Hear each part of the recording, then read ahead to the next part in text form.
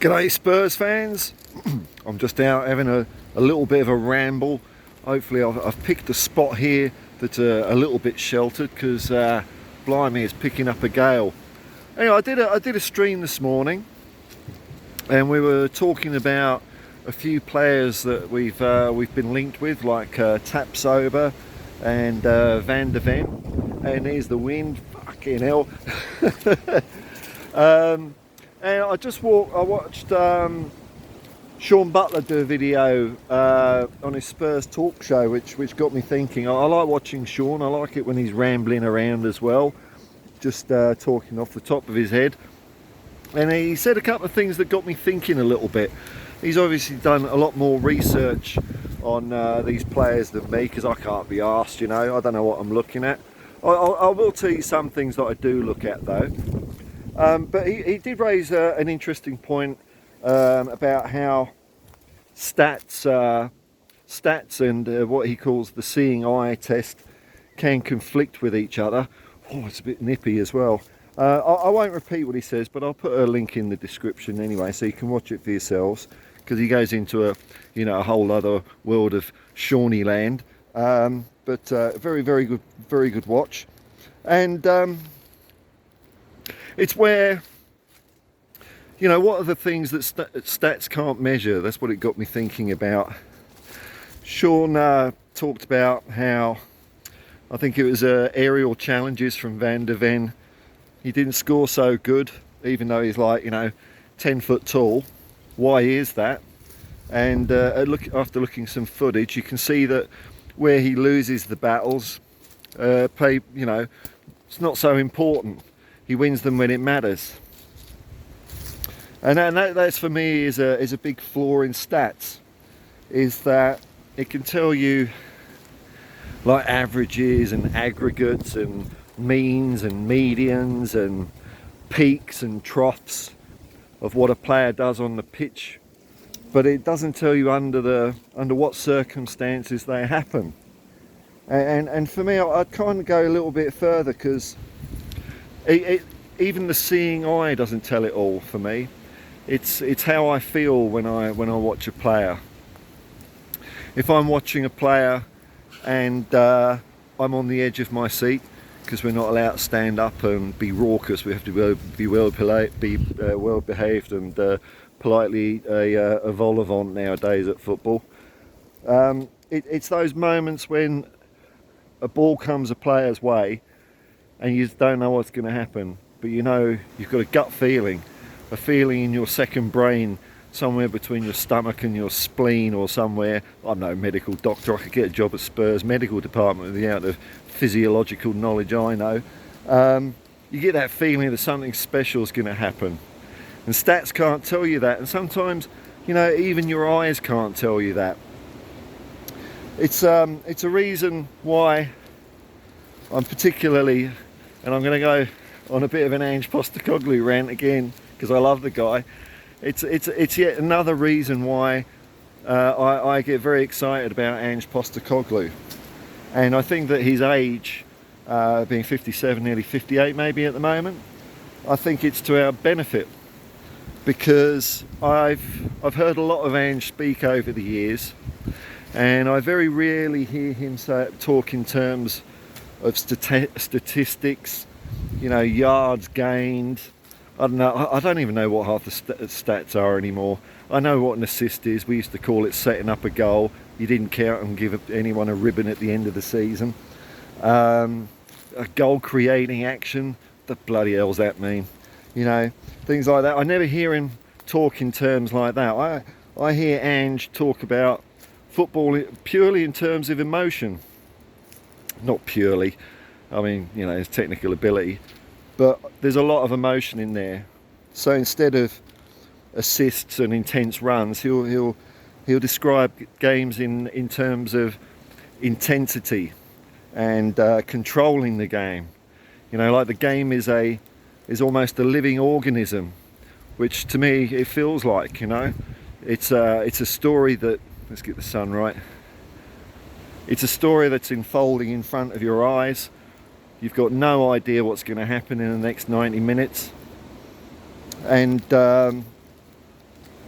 that's more than statistics can ever tell you. You're living that experience with those players on the pitch, with the fans next to you, whether you're at the ground or whether you're at the pub, or whether, like myself, you're lying in bed, pitch black, listening to Sean and Dave and Jack Kinnicky on the Irish Hotspur ranting and raving at how bad we were last season. It's that shared emotional experience. Football is all about emotion for me. And I see a lot of, the place for me in stats, I get stats, I understand why people are into them. I'm not saying if you're a stat person, then, there's something wrong with you, you're not getting it.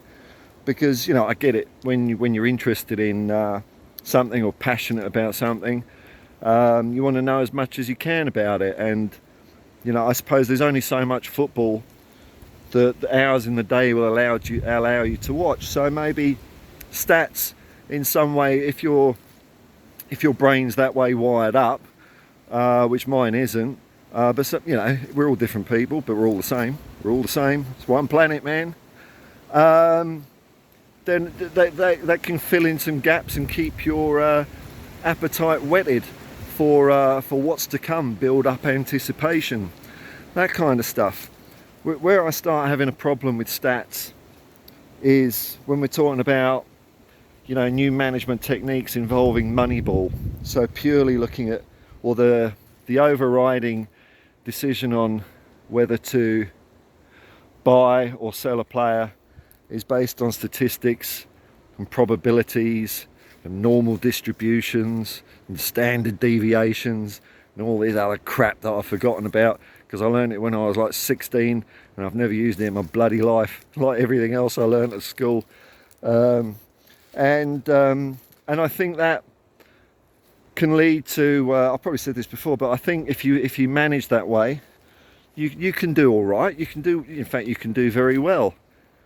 If that's how a team like Brighton is approaching the game, then you could say they were more successful than Tottenham last year. I mean, the Premier League table doesn't tell any fibs. It doesn't hide anything. It's all there laid to see, and they finished above us and deserve to finish above us. But I don't think by paying that kind of strategy for recruitment you can ever become truly great. That's the difference. Numbers can get you so far, and your eyes can get you so far, but it's what you feel in here. It's what you feel in here that makes a great team. And Ange Postecoglou is very, very keen on, I don't know what weighting he gives you. I can't give you a statistical percentage on the split on this, but whenever I've heard him talk, he's always very keen to talk about a player's character. That seems to be just as important to him as how good they are on the ball. I thought I heard something, because sometimes kangaroos jump through here. I haven't seen a bloody kangaroo. I've been up here a week and I've seen none. But what makes a man tick? Why does a player want to come and play for Ange Postecoglou? Why does a player want to play for Tottenham Hotspur, the greatest football team in the world? And those are the things that I think if you get them right, they can make you great. And that's what gets you on the edge of your seat. Not just winning a game, as Danny Blanchflower would say, not waiting for the other team to die of boredom, but going out there and beating them. And if it all goes well with Ange, which I'm pretty confident he will, I think we might have a chance of seeing a bit of greatness around at Tottenham Hotspur. I saw a quick interview on TalkSport. It was Simon Jordan, Jim White, who I don't mind. He seems to be one of the better journalists because he doesn't inject his own ego into bloody everything he says, like he's an expert. And Martin O'Neill talking about the difference in standards and the jump from the Scottish Premier League to the English Premier League. And I've got a lot of time for Martin O'Neill. You know, people forget that he's a two-time European Cup winner when it was a proper European Cup. Won a championship, first division with Nottingham Forest. Won a couple of League Cups, I think, in there as well. And he was one of the original players in the Forest side when Clough took over, that was in the old second division. So he became, you know, run-of-the-mill second division player to a European champion, double European champion. So he knows his stuff. And he was part of a team that gave me a lovely moment when Northern Ireland beat Spain in the '82 World Cup, which weren't bad as well. And Martin O'Neill was really talking about self-belief. You know, it's not so much the jump in standard between leagues that makes the difference, because, you know, Ange will be, touch wood, dealing with better players, a better squad of players at Tottenham Hotspur than at Celtic. So really it's his self-belief that's going to come into play, and it's a challenge for him, and that's what he thrives on. There was no talk of statistics.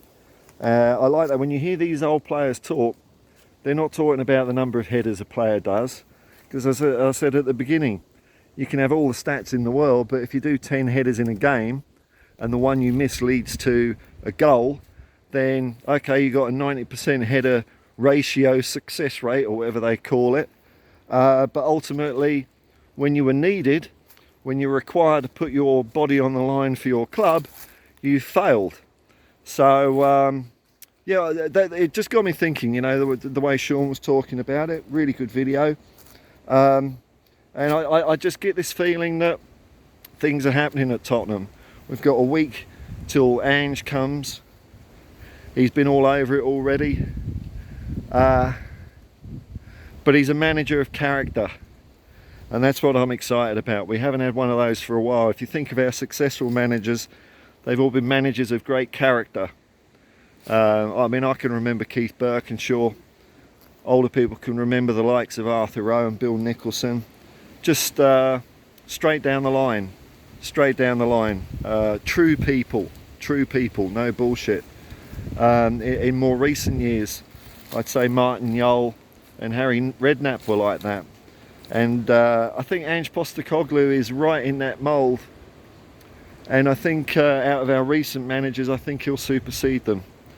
I think he's got more about him than...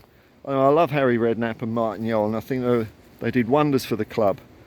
But I think Postecoglou's got some special sizzle, man.